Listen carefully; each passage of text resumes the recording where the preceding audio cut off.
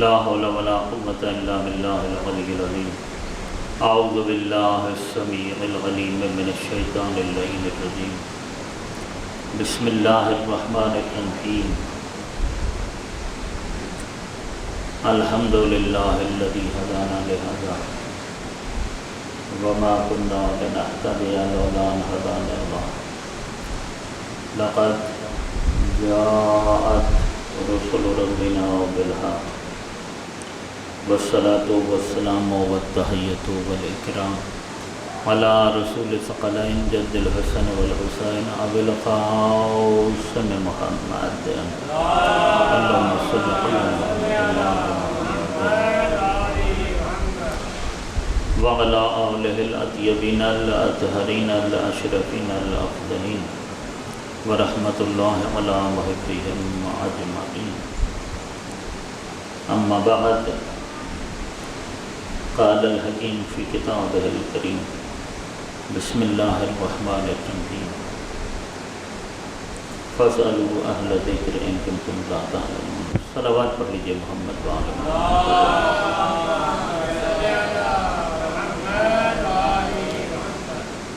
عزیزان گرامی قدر، آج جو معلومات گزارشات آپ کی خدمت میں عرض کرنی ہے وہ چھٹے امام جعفر صادق علیہ السلام کے حوالے سے ہیں کہ احیاء دین میں امام جعفر صادق علیہ السلام کا کردار. یہ تو ایک مسلم ہے، اس میں تو کوئی شک نہیں ہے کہ احیاء دین یعنی دین کو زندگی دینا، نئی زندگی دینا، نئے سرے سے دین کو ایک حیات بخشنا، اس کو بقا کا سامان فراہم کرنا، دوام کا سامان فراہم کرنا، اس سلسلے میں تمام ائمہ علیہ السلام نے جو ہے وہ بھرپور کردار ادا کیا، اور یہ ان کے فرائض منصبی کا تقاضا تھا، کیونکہ جس طرح نبوت الہی منصب ہے، رسالت الہی منصب ہے، بالکل اسی طرح امامت بھی الہی منصب ہے. اور اللہ نے انہیں جو عہدہ دیا تھا امامت کا، جو منصب عطا کیا تھا، اس منصب کی نسبت سے جو ان کے فرائض تھے، ان فرائض میں یہ شامل تھا کہ ہر دور میں امام معصوم نے دین کا احیاء کرنا ہے، دین کو تحفظ فراہم کرنا، دین کی بقا کا سامان پیدا کرنا، دین کو زندگی دینا. یہ ائمہ کے منصبی فرائض میں یہ بات شامل تھی، اور ہر امام نے اپنے زمانے اور اپنے دور کے تقاضوں کے مطابق اس سلسلے میں اپنا کردار ادا کیا ہے. امام جعفر صادق علیہ السلام، سب سے پہلے تو میں بچوں کے لیے عرض کروں، کیونکہ یہ سوشل میڈیا پر بھی یہ لیکچر جاتا ہے، اور زیادہ تو وہی لوگ ہیں کہ جو سوشل میڈیا پہ اس کو دیکھتے ہیں یا سنتے ہیں. تو میں امام جعفر صادق علیہ السلام کے اس عنوان سے ان کا جو کردار ہے اس کو عرض کرنے سے پہلے مختصراً ان کا تعارف عرض کروں گا اپنے بچوں کے سامنے، اپنے نوجوانوں کے سامنے. یہ ہر امام کے متعلق اتنا تعارف ہر بچے کو ہر وقت یاد ہونا چاہیے، چاہے وہ 4 سال کا بچہ کیوں نہ ہو، 3 یا 4 سال کے بچے کو بھی اتنی حد تک جو اب میں تعارف کروانے جا رہا ہوں یہ یاد ہونا چاہیے کہ امام علیہ السلام کے دادیال کون ہیں، نانیال کون ہیں، ان کی ولادت کب ہوئی، شہادت کب ہوئی، ان کی کل مدت حیات کتنی تھی، ان کا زمانہ امامت کتنا تھا، اور کس دور میں انہوں نے فرائض امامت کو ادا کیا. کم از کم اتنا ذہن میں ہونا چاہیے. چھٹے امام جعفر صادق علیہ السلام ہمارے 12 اماموں میں سے چھٹے امام ہیں. سلسلہ عصمت کی 8ویں کڑی ہیں. آپ کا اسم مبارک جعفر ہے، اور آپ کے جو القابات ہیں ان میں صابر بھی آپ کا لقب ہے، فاضل بھی آپ کا لقب ہے، طاہر بھی آپ کا لقب ہے، اور سب سے مشہور لقب آپ کا صادق ہے، اور جعفر آپ کا اسم مبارک ہے. دادیالی سلسلہ تو آپ کا 5ویں امام، پھر 4تھے امام آپ کے دادا، 5ویں والد، 4تھے دادا اور امام علی علیہ السلام تک اور جناب سیدہ تک پہنچتا ہے. اور آپ کی جو والدہ ہیں وہ جناب ام فروا ہیں. ام فروا بیٹی ہیں حضرت قاسم کی. حضرت قاسم امام زین العابدین علیہ السلام کے اصحاب میں سے ایک صحابی تھے، اور یہ مدینے کے اس زمانے میں یعنی زمانہ امام میں مدینے میں رہنے والے مشہور بڑے 7 فقہا میں سے ایک فقیہ تھے۔ امام کے زمانے کے فقیہ کا کیا مرتبہ ہوگا کہ جس کی تربیت خود ائمہ علیہ السلام نے کی ہو۔ 7 فقہا میں سے ایک فقیہ تھے یہ قاسم، اور یہ قاسم بیٹے ہیں محمد کے۔ وہ محمد بن ابی بکر جو حضرت ابو بکر کے بیٹے تھے محمد، اور وہ محمد جو ہے ان کی پرورش مولا علی علیہ السلام کے گھر میں ہوئی تھی، کیونکہ مولا نے ان کو پالا تھا۔ اور یہ مولا کا قول بھی ہے کہ یہ اگرچہ ان کے سلب سے ہیں لیکن یہ میرا بیٹا ہے، محمد جو ہے یہ میرا بیٹا ہے۔ تو محمد حق پر تھے، انہوں نے ہمیشہ حق کا ساتھ دیا۔ وہ جناب امیر علیہ السلام وہ خلیفہ بلا فصل مانتے تھے، ان کی ولایت و امامت کے قائل تھے۔ جنگ جمل میں جناب امیر علیہ السلام کی طرف سے وہ شامل ہوئے اور دیگر مقامات پر بھی۔ تو محمد بن ابی بکر کے فرزند ہیں قاسم، اور قاسم فقہا میں سے فقیہ تھے، اور ان کی بیٹی ہیں جناب ام فروا، وہ امام محمد باقر علیہ السلام کی زوجہ ہیں اور امام جعفر صادق علیہ السلام کی والدہ ہیں۔ اب امام جعفر صادق علیہ السلام کی ولادت کب ہوئی؟ 17 ربیع الاول سن 83 ہجری 83 ہجری 83 ہجری میں مدینہ منورہ میں ہی امام جعفر صادق علیہ السلام کی ولادت ہوتی ہے، اور امام علیہ السلام کی شہادت ماہ شوال میں ہوئی ہے۔ ایک روایت 15 شوال کی بھی ہے اور ایک 25 شوال کی بھی ہے۔ سن 148 ہجری تھا۔ منصور دانقی عباسی خلیفہ اس کا دور حکومت تھا، اور سن 148 ہجری ماہ شوال میں چھٹے امام کی شہادت ہوئی۔ تمام 14 معصومین میں سب سے لمبی عمر جو ظاہری طور پر ہے وہ چھٹے امام کی ہوئی۔ چھٹے امام کی عمر جو ہے ظاہراً مدت حیات سب سے دراز ہے، 65 برس۔ رسول اللہ کی بھی ظاہری زندگی 63 سال ہے، جناب امیر علیہ السلام کی بھی 63 برس ہے، اور باقی ائمہ کی اس سے بھی کم ہے۔ تو سب سے طولانی عمر جو ہے وہ چھٹے امام کی ہے، 65 برس۔ اچھا، سب سے زیادہ جو اصحاب ہیں وہ بھی چھٹے امام کے، یعنی باقی 13 معصومین کے اصحاب کو جمع بھی کر لیا جائے تو ان کی تعداد چھٹے امام کے اصحاب سے کم بنتی ہے۔ چھٹے امام کے اصحاب اتنے زیادہ ہیں۔ سب سے بڑا جنازہ چھٹے امام کا ہوا، بڑی شان و شوکت سے۔ اس کی وجہ یہ تھی کہ حالات مختلف ہو گئے تھے۔ اب جو حالات تھے، جن حالات میں امام جعفر صادق علیہ السلام نے دین کا احیاء کیا، فقہ کا احیاء کیا، اور احیاء بھی اس طرح کیا کہ مذہب اہل بیت کی پہچان جعفری ہو گئی۔ فقہ اہل بیت کی پہچان اور شناخت بھی فقہ جعفریہ کے نام سے ہو گئی۔ یہ فقہ تو وہی ہے، یعنی جسے ہم فقہ مصطفیٰ کہیں، فقہ مرتضیٰ کہیں، فقہ اہل بیت کہیں، فقہ آل محمد کہیں، درست ہے۔ تو پھر فقہ جعفریہ کیوں کہا جاتا ہے اس کو؟ درست اس معنی میں ہے کہ امام جعفر صادق علیہ السلام کا قانون اور دیگر معصومین کا قانون الگ نہیں ہے، قانون ایک ہے۔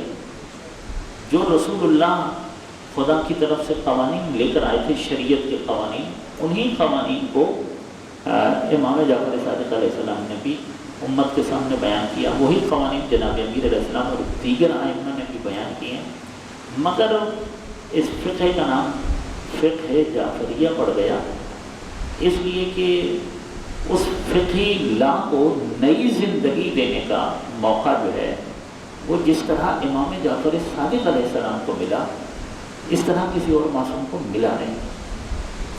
اس کا احیاء کرنے کا جو موقع ہے، فقہ کا احیاء امام جعفر صادق علیہ السلام نے کیا، یعنی باقاعدہ فقہ کو مرتب کیا، مدون کیا۔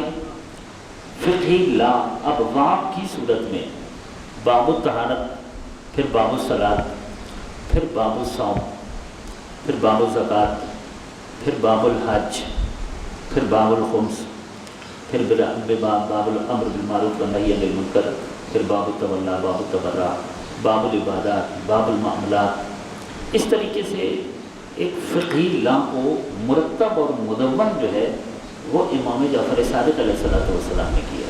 یعنی فقہی قانون جو ہے وہ جو مرتب ہوا اور مدون ہوا ہے اب باب کی صورت میں، باب کی صورت میں، اور ہر باب کے یعنی ابتدائی نقطے سے لے کر آخری پوائنٹ تک کے تمام قوانین کو سلسلہ وار ترتیب سے اور تفصیل سے بیان جو کیا گیا وہ امام جعفر صادق علیہ السلام کے زمانے میں کیا گیا.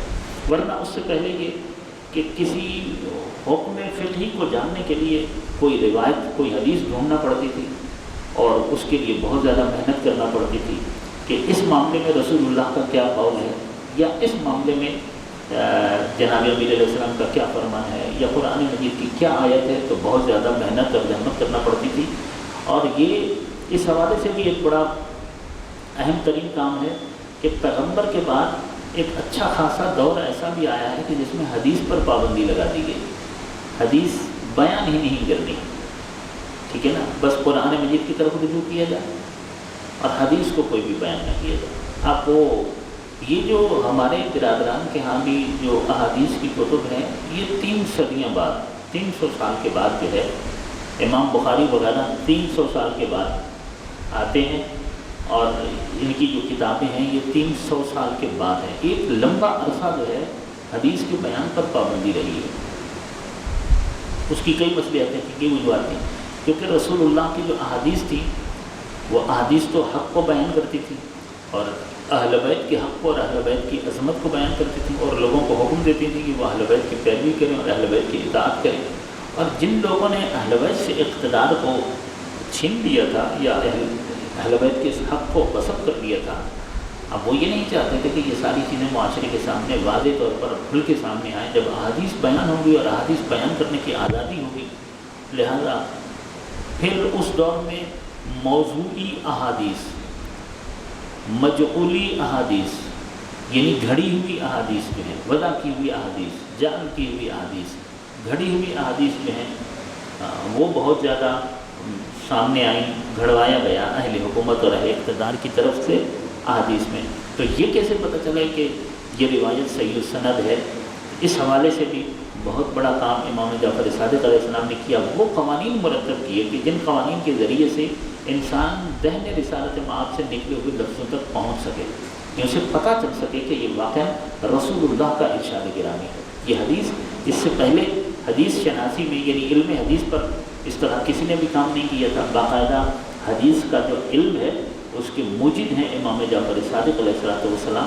علم الاحادیث کے قوانین کو مرتب کیا، علم التفاسیر کے قوانین کو مرتب کیا، اور علمی کام جو بہت زیادہ ہے وہ امام جعفر صادق علیہ السلام نے کیا، اور علم کے ذریعے سے ہی انہوں نے دین کا احیاء کیا ہے. اصل میں زندگی علم ہی کا نام ہے، زندگی علم سے عبارت ہے. علم زندگی ہے اور جہالت موت ہے. اس کو ہم العلم حیات، علم زندگی ہے، والجہالت موت، جہالت موت ہے. جس طرح جناب امیر علیہ السلام کا ایک فرمان ہے کہ العالم حی ان کان میتا والجاہل میت ان کان حیا. عالم زندہ ہوتا ہے چاہے وہ اس دنیا سے جا چکا ہو. عالم اگر اس دنیا سے جا چکا ہے وہ تب بھی زندہ ہے. والجاہل میت، جاہل مردہ ہوتا ہے. ان کائن حیا، چاہے وہ سانس لے رہا ہو، چاہے وہ زمین پر چل رہا ہو، پھر رہا ہو، ظاہراً حیات رکھتا ہو چاہے، لیکن وہ مردہ ہے. سب سے بڑی موت جہالت ہے، سب سے بڑی زندگی علم ہے. اگر کسی انسان میں علم پایا جاتا ہے تو وہ انسان زندہ کہلائے گا، اور کسی معاشرے میں اگر علم پایا جاتا ہے تو وہ معاشرہ زندہ معاشرہ کہلائے گا. اور اگر معاشرے کے افراد کی اکثریت جاہل ہو تو وہ معاشرہ مردہ معاشرہ ہوگا، وہ زندہ معاشرہ نہیں ہوگا. امام جعفر صادق علیہ السلام نے اسلامی معاشرے میں علم کی روح ڈال کر اسلامی معاشرے کو زندگی دی. اس طرح دین کا بھی احیاء کیا، اسلام کا بھی احیاء کیا، اور معاشرتی احیاء بھی کیا. اسلامی معاشرے کو بھی ایک زندگی عطا کی ہے. جس طرح خود جناب امیر علیہ السلام کا فرمان ہے کہ لا شرف کالعلم، علم جیسا کوئی شرف نہیں ہے. سب سے بڑا جو شرف ہے وہ علم ہے.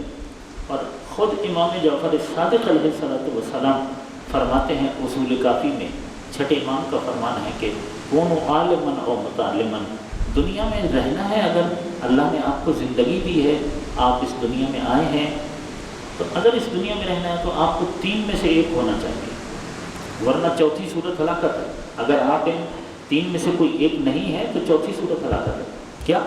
یا تو دنیا میں عالم دین بن کر رہو، اور متعلمن، یا دین کے طالب علم بن کر رہو، عالم دین بن کر رہو یا دین کے طالب علم بن کر رہو، یا ان دونوں پہ خیر خواہ ہمدرد ان کے صحابی بن کر رہو، چوتھی صورت ہلاکت ہے۔ اگر آپ عالم دین بھی نہیں ہیں اور دینی طالب علم بھی نہیں ہیں تو پھر علماء کے اور دینی طلباء کا آپ کو ہمدرد، ان کا خیر خواہ اور ان کا صحابی ہونا چاہیے، یعنی جاہلوں کی اور احمقوں، فاسقوں کی، فاجروں کی صحبت اختیار نہیں کرنی، بلکہ اہل علم کی اور صالحین کی صحبت کو اختیار کرنا ہے، ورنہ تو ہلاکت ہی ہلاکت ہے۔ انسان عالم دین بھی نہ ہو، دینی طالب علم بھی نہ ہو، اور ان میں سے کسی عالم دین یا دینی طالب علم کا ہم نشین اور صحابی بھی نہ ہو، تو امام فرماتے ہیں کہ چوتھی صورت کیا ہے؟ ہلاکت ہے۔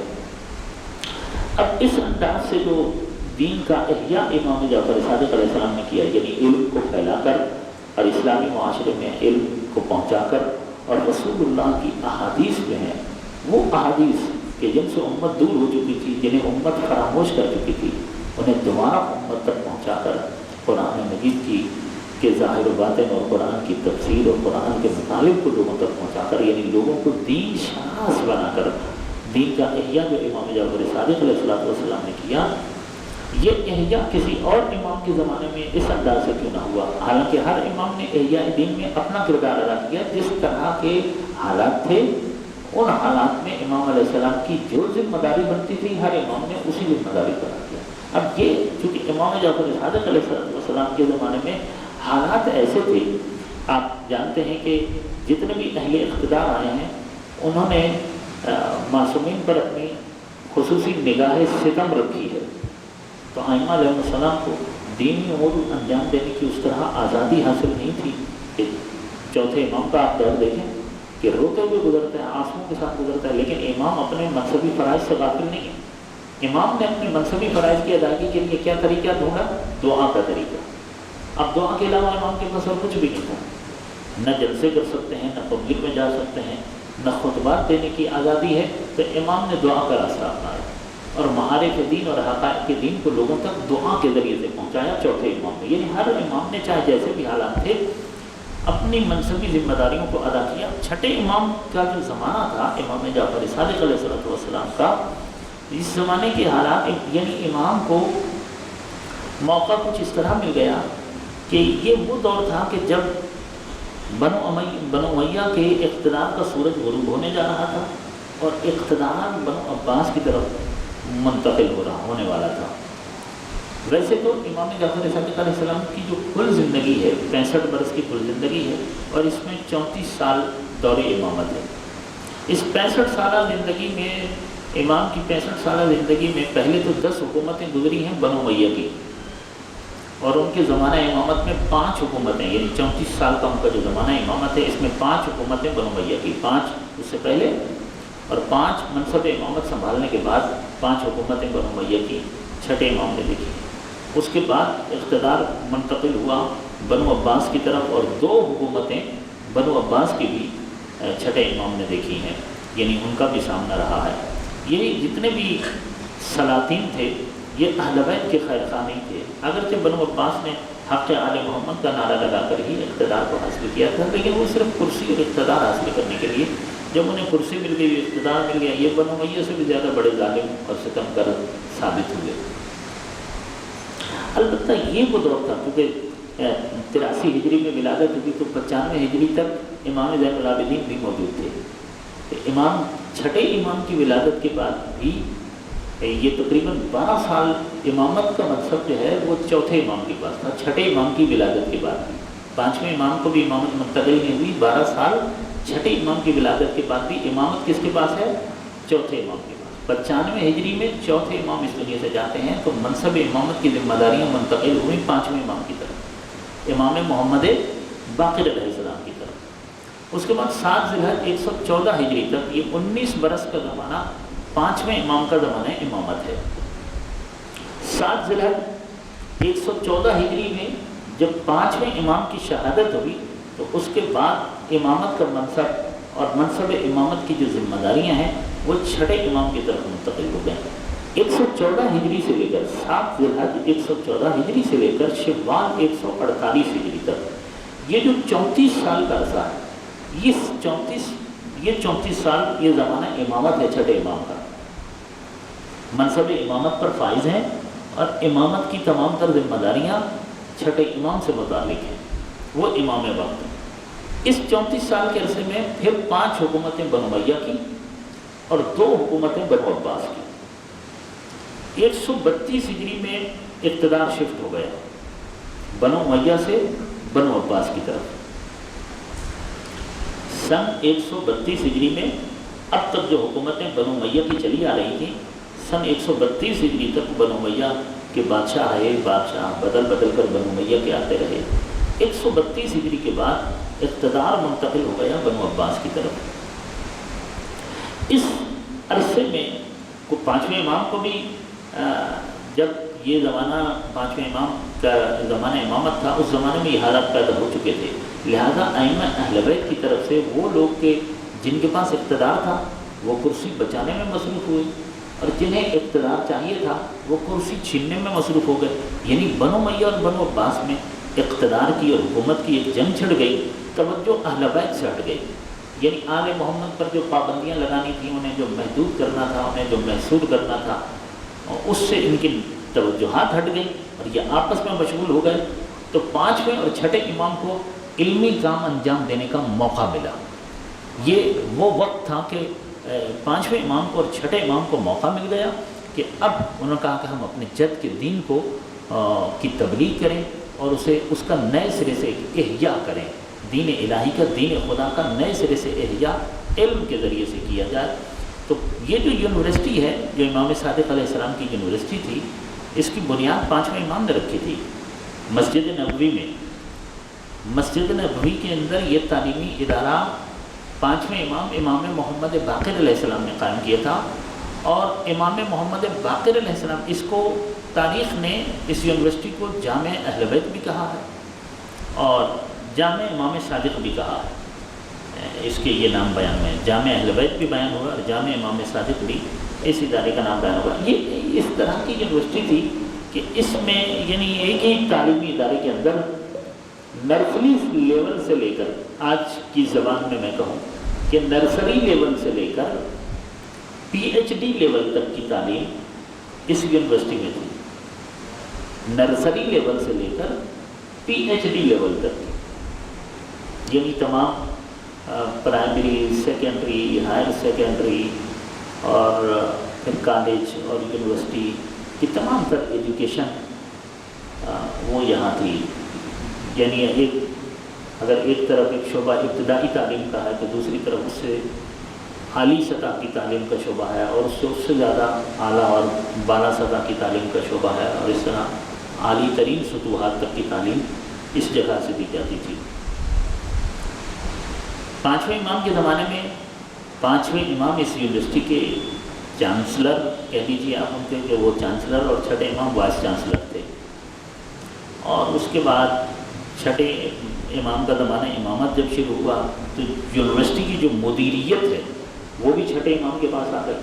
جب امام علیہ السلام کے پاس آئی اور زیادہ بنو امیہ اور بنو عباس 6 امام کے زمانہ امامت میں بنو امیہ اور بنو عباس اور زیادہ آپس میں مصروف و مشغول ہو گئے، تو 6 امام نے اس یونیورسٹی کو اور زیادہ وسعت دی اور اس یونیورسٹی کا ایک کیمپس کوفے میں بھی قائم کیا، اور وہاں پر بھی اس کی ایک شاخ قائم ہو گئی، اور تقریباً 900 شیوخ اور طلباء جو ہیں وہاں تحصیل علم کرتے تھے کوفہ کے اندر، اور 4000 سے زیادہ شاگرد ہیں کہ جنہوں نے امام صادق علیہ السلام سے تعلیم حاصل کی ہے۔ یہ معمولی تعداد نہیں ہے، یہ بہت بڑی تعداد ہے۔ اور اس زمانے میں اس وقت دنیا کی آبادی بھی اتنی نہیں تھی اور نہ مسلمانوں کی آبادی اتنی تھی۔ اتنی بڑی یونیورسٹی، 4000 سے زائد شاگرد ہیں چھٹے امام کے کہ جنہوں نے امام سے علم کی استفادہ کیا۔ یہ جو یونیورسٹی امام صادق علیہ السلام نے قائم کی تھی، یہ کوئی صرف ایک دین کے علوم کے لیے نہیں تھی کہ قرآن اور حدیث پڑھانی ہے اور کچھ نہیں ہے۔ عصری علوم بھی اس یونیورسٹی میں پڑھائے جاتے تھے۔ اس یونیورسٹی میں عصری علوم پڑھائے جاتے تھے، سیاسی علوم پڑھائے جاتے تھے، معاشرتی علوم پڑھائے جاتے تھے، جغرافیائی علوم پڑھائے جاتے تھے اور سائنسی علوم بھی پڑھائے جاتے تھے۔ پہلا سائنسدان جابر بن حیان چھٹے امام ہی کا تو شاگرد ہے۔ جابر بن حیان جو ہیں، جابر بن حیان کون ہیں؟ جابر بن حیان جو ایک ریاضی دان ہیں، ایک فلسفی ہے۔ فلسفے میں بھی ان کی بہت بڑی شہرت ہے کہ یہ فلسفی ہیں، بہت بڑے ریاضی دان ہیں اور بہت بڑے سائنسدان ہیں۔ اور کیمیا کے حوالے سے تو انہیں کہا جاتا ہے کہ یہ بابائے کیمیا ہے۔ علم کیمیا میں جابر بن حیان کا کیا مرتبہ ہے؟ بابائے کیمیا۔ کیمیا کس کو کہتے ہیں؟ علم کیمیا یعنی لوہے سے سونا بنانا۔ لوہے سے سونا بنانے کا جو علم ہے اسے علم کیمیا کہا جاتا ہے۔ اس علم کیمیا کے جابر بن حیان بابائے کیمیا کہلاتے ہیں، آج بھی کہلاتے ہیں۔ جابر بن حیان شاگرد ہیں چھٹے امام کے، امام جعفر صادق علیہ السلام کے۔ جابر بن حیان نے ریاضی کا علم، الجبرا کا علم، جغرافیے کا علم، فلسفے کا علم اور کیمیا کا علم اور دیگر سائنسی علوم یہ سب حاصل کیے ہیں چھٹے امام سے۔ امام صادق علیہ السلام سے انہوں نے یہ علم حاصل کیے ہیں۔ امام صادق علیہ السلام کی یعنی فزکس بھی پڑھائی جاتی تھی، ساری علوم پڑھائے جاتے تھے، پانچویں امام کے زمانے میں بھی پڑھائے جاتے تھے اس میں، اور وہ سب پیدا ہو گئی چھٹے امام کے زمانے میں کہ عصری علوم پڑھائے جاتے ہیں۔ پھر علم کلام، باقاعدہ علم کلام کو مرتب اور مدون کیا اور بطور علم، ایک دینی علم کے طور پر علم کلام جو ہے اس کو رائج کیا ہے امام جعفر صادق علیہ السلام۔ اور امام جعفر صادق علیہ السلام کے علم کلام یعنی جو عقائد سے بحث کرتا ہے، علم کلام اس علم کو کہتے ہیں کہ جو علم عقائد کی بحث ہے، اس کی بحث الہیات سے شروع ہوتی ہے، توحید سے شروع ہوتی ہے علم کلام کی جو ہے، اور یہ تمام جو عقائد ہیں وہ علم کلام میں آتے ہیں۔ اور سب سے بڑا متکلم کسے کہتے ہیں؟ متکلم ماہر علم کلام کو کہتے ہیں۔ جیسے فقیہ کسے کہتے ہیں؟ فقیہ اسے کہتے ہیں کہ جو فقہ میں مہارت رکھتا ہے، وہ عالم دین کہ جس کی فقہ میں مہارت ہوتی ہے، جسے فقہ پر دسترت ہوتی ہے، جو احکام فقہ کو استنباط کرنے کی بھرپور استعداد و صلاحیت رکھتا ہے، اس کو فقیہ کہا جاتا ہے۔ اسی طریقے سے متکلم اس کو کہتے ہیں کہ جو علم کلام میں مہارت رکھتا ہے، اس کو کہتے ہیں متکلم۔ محدث کسے کہتے ہیں؟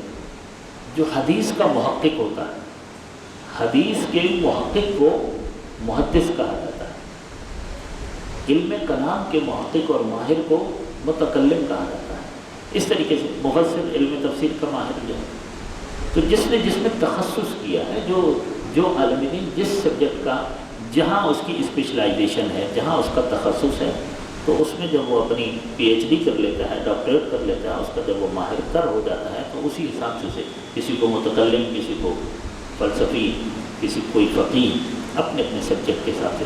تو پہلا بڑا متکلم، جس طرح پہلا بڑا سائنسدان امام جعفر صادق علیہ السلام کا شاگرد ہے، جسے دنیا نے سائنسدان مانا ہے، اور آج بھی جتنے بڑے سائنسدان ہیں وہ سائنس کی رہنمائی جابر بن حیان سے جا کر لیتے ہیں۔ اسی طریقے سے علم کلام کا جو پہلا بڑا ماہر ہے، جسے تمام متکلمین نے مانا ہے، اہل تشیع متکلمین نے بھی اور اہل سنت متکلمین نے بھی، وہ پہلا متکلم جو ہے وہ مفضل بن عمر ہے۔ یہ بھی امام جعفر صادق علیہ السلام کا شاگرد ہے۔ مفضل بن عمر کون ہے؟ چھٹے امام کا شاگرد ہے، اور یہ متکلم ہے۔ اور علم کلام میں ان کی کتاب توحید مفضل، یہ اپنے موضوع کی بے نظیر کتاب ہے۔ توحید مفضل الہیات پر اور اپنے موضوع پر بے نظیر کتاب ہے، ایسی کتاب ابھی تک اور کوئی سامنے آ نہیں سکی ہے۔ اسی طریقے سے حدیث میں، حدیث شناسی میں اور فقہ میں جو امام کے شاگرد ہیں، جنہوں نے جن کا ایک بہت بڑا نام ہے اور آج تک محدثین ان سے رہنمائی حاصل کرتے ہیں۔ ان میں پہلا نام زرارہ بن اعین کا ہے۔ زرارہ بن اعین کون ہے؟ یہ ایک رومیو نسل مسلمان تھے، اور ان کے جو دادا ہیں، ان کے دادا بلاد روم کے ایک مقدس راہب تھے، زرارہ بن اعین کے۔ انہوں نے یہ امام جعفر صادق علیہ السلام کے شاگرد بنے، امام سے علم حاصل کیا۔ زرارہ نے امام جعفر صادق علیہ السلام سے 30,000 احادیث کو بیان کیا، 30,000 احادیث۔ اچھا آپ دیکھیے کہ احیاء دین میں امام کا کیسا کردار ہوگا کہ جس ایک لمبا عرصہ حدیث پر پابندی کا دور گزر گیا، رسول اللہ کی احادیث مفقود ہو گئی، دینی علوم سے لوگ دور ہو گئے، بلکہ دین کے لیے لوگ اہل اقتدار کو اپنا مرجع ماننے لگ گئے، یعنی دین کے سلسلے میں جو بادشاہ وقت ہے اس کی طرف رجوع کیا جائے گا۔ اس زمانے میں چھٹے امام نے احیاء دین میں وہ عظیم ترین کردار ادا کیا کہ پورے عرب کی سرزمین پر، بلکہ اس زمانے کے عجمی ممالک میں بھی جہاں جہاں تک اسلام پہنچا ہوا تھا، رسول اللہ کی احادیث پہنچی، اور ہر راوی جب پیغمبر کی کسی حدیث کو بیان کرتا تھا تو یا تو قال الباقر کہہ کر بیان کرتا تھا یا قال الصادق کہہ کر بیان کرتا تھا۔ قال الباقر قال الصادق، قال الباقر قال الصادق، یعنی پانچویں امام نے یہ فرمایا اور ان کے ذریعے سے رسول اللہ نے یہ فرمایا، چھٹے امام نے یہ فرمایا اور ان کے ذریعے سے رسول اللہ نے یہ فرمایا۔ یہ احیاء دین میں چھٹے امام کا کردار ہے، اور یہ ان اوقات سے امام نے بھرپور استفادہ کیا کہ جب ان سے اہل اقتدار اور اہل ستم کی نگاہ ہٹی تو امام علیہ السلام نے تعلیمی ادارے بنائے، یونیورسٹی قائم کی۔ جابر جعفی بھی امام علیہ السلام کے شاگردوں میں سے ایک بڑا نام ہے، امام جعفر صادق علیہ السلام کے شاگردوں میں سے جابر جعفی بڑا نام ہے۔ ابان بن تغلب ایک بڑا نام ہے، یہ محدث ہیں اور فقیہ بھی ہیں، ابان بن تغلب جو ہے۔ ابو بصیر ایک بڑا نام ہے، امام کے شاگردوں میں سے بھی ہیں اور امام کے اصحاب میں سے بھی ہیں۔ البتہ 4,000 سے زیادہ شاگرد اہل سنت کے جو ائمہ اربعہ ہیں یہ بھی چھٹے امام کے شاگرد ہیں۔ یہ جو اپنے اپنے مسلک کے امام ہیں، برادران اہل سنت کے ائمہ اربعہ کہتے ہیں 4 کو، امام کی جمع ہے ائمہ، بچوں کے لیے عرض کر رہا ہوں، ائمہ اربعہ 4 امام اہل سنت برادران کے جو فقہی امام ہیں اپنے اپنے مسلک کے۔ ان میں پہلے امام ابو حنیفہ ہیں، پھر امام مالک ہیں، پھر امام شافعی ہیں، پھر امام احمد بن حنبل ہیں۔ یہ 4 امام ہیں، ان میں سے 2 وہ ہیں کہ جو ڈائریکٹ شاگرد ہیں چھٹے امام کے، امام ابو حنیفہ اور امام مالک، یہ چھٹے امام کے شاگرد ہیں ڈائریکٹ۔ امام شافعی اور امام احمد بن حنبل یہ انڈائریکٹ شاگرد ہیں، کیونکہ یہ پھر ان 2 کے شاگرد ہیں۔ امام شافعی جو ہیں یہ امام مالک کی شاگرد ہیں، اور امام صادق علیہ السلام کے ایک اور بھی شاگرد ہیں جن کا نام ہے ابراہیم بن اسد انصاری، ان کے بھی شاگرد ہیں امام شافعی جو ہیں، اور امام احمد بن حنبل جو ہیں یہ امام شافعی کے شاگرد ہیں۔ تو اس طرح ان سب کا بھی ان کے پاس جو علم آیا ہے وہ اہل بیت کے دروازے سے آیا ہے۔ امام ابو حنیفہ جو ہیں وہ ان کی ولادت 80 ہجری اور 150 ہجری میں ان کا انتقال ہوا۔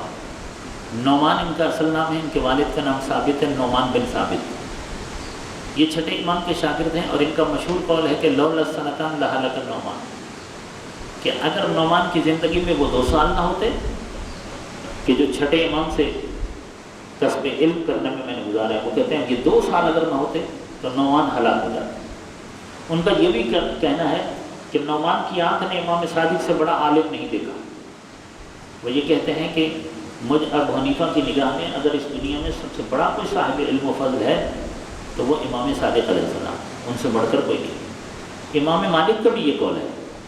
امام مالک جو ہیں ان کی ولادت 95 ہجری میں ہوئی ہے اور ان کی وفات 169 ہجری میں ہوئی ہے۔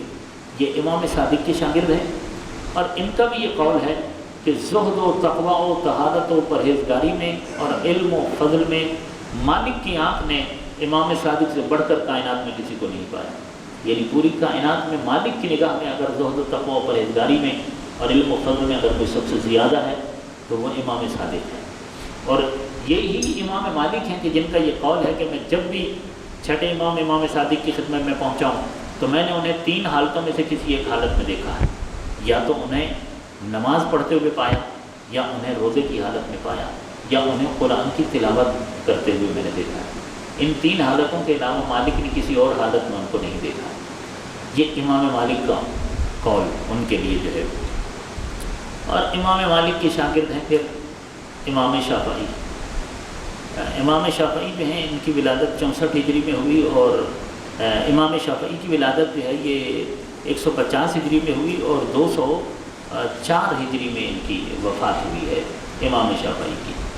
تو امام شافعی جو ہیں ان کو بڑا ناز تھا کہ، اور یہ تو بلکہ یوں بھی ہے، اہل بیت سے اپنی محبت و عقیدت کو یوں بھی ظاہر کرتے تھے کہ کیا کہنا عظمت آل محمد کا، کہ اگر نماز نہ پڑھی جائے تو کوئی عمل ہی قبول نہیں ہوتا، اور نماز میں اگر اہل بیت پر درود نہ پڑھا جائے تو اللہ نماز بھی قبول نہیں کرتا ہے۔ یہ امام شافعی کا قول ہے۔ اور امام شافعی کا یہ قول ہے کہ اگر آل محمد کی محبت کا نام رفض ہے تو ساری دنیا کو جا کے بتا دو کہ سب سے بڑا رافضی شافعی ہے۔